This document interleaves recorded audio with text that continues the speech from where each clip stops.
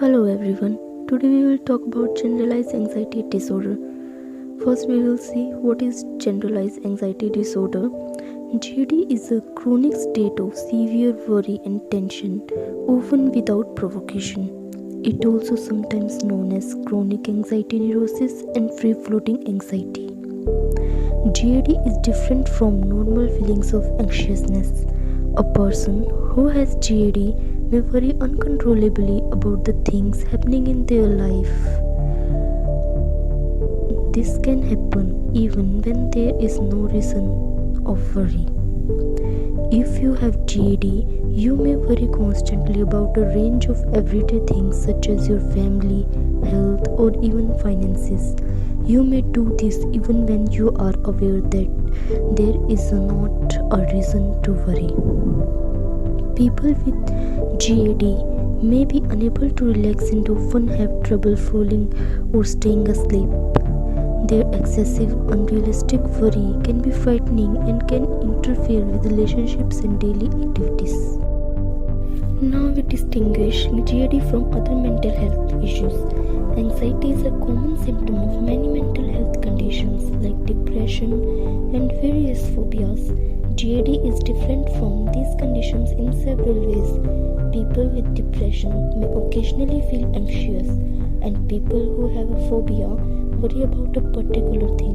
But people with GAD worry about a number of different topics and events over a long period of time, or they may not be able to identify the source of their worry.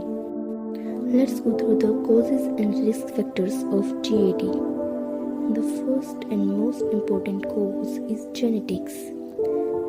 Your family history plays an important part in making it more likely that a person will have GAD. GAD may be passed on in families, but no anxiety genes have been identified, and families may also pass down the tendency through lifestyle or environment. Next cause is brain chemistry. This is complex. If the pathways that connect particular brain regions involved in thinking and emotions don't work well, problems related to mood or anxiety may result. Next cause is environmental factors. Trauma and stressful events such as abuse, the death of loved one, divorce, or any changing job or school may contribute to GAD. Now let's see the diagnostic criteria according to DSM-5 for GAD. The first criteria is the presence of excessive anxiety and worry about a variety of topics, events, or activities.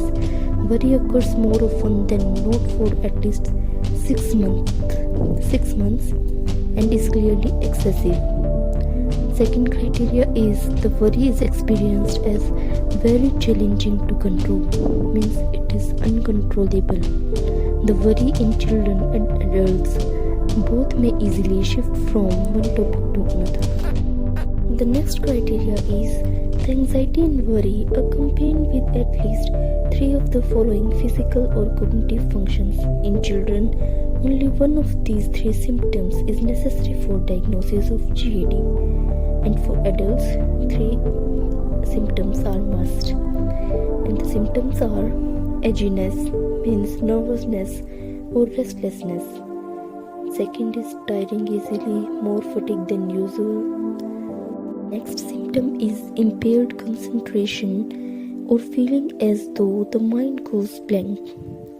Next is tiring easily, more fatigue than usual. And the next symptom is irritability, which may or may not be observable to others. Next is increased muscle aches or soreness.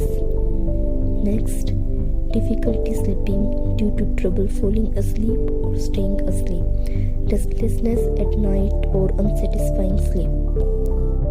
Many people with GAD also experience symptoms such as sweating, nausea, and diarrhea.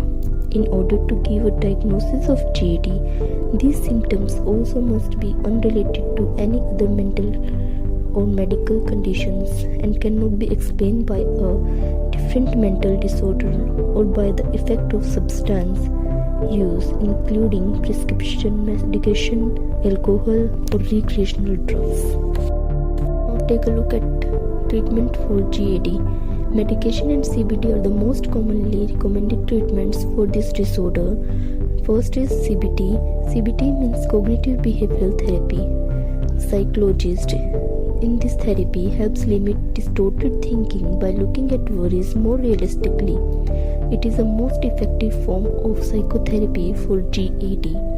It focuses on teaching you specific skills to directly manage your worries and help you to gradually return to the activities you are avoiding because of anxiety.